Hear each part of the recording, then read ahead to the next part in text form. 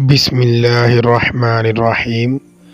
رسول اللہ صلی اللہ علیہ وآلہ وسلم نے فرمایا، 3 قسم کے لوگ ہیں، اللہ ان سے گفتگو نہیں کرے گا، نہ قیامت کے روز ان کی طرف دیکھے گا اور نہ انہیں گناہوں سے پاک کرے گا،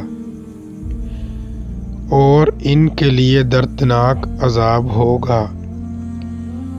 ابو ذر رضی اللہ عنہ نے کہا، آپ نے اسے 3 دفعہ پڑھا۔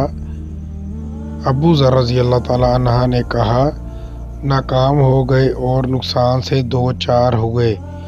اے اللہ کے رسول صلی اللہ علیہ وآلہ وسلم، یہ کون ہے؟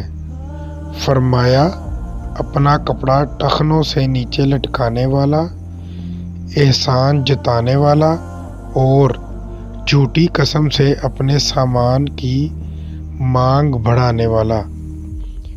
کتاب صحیح مسلم، حدیث نمبر 293۔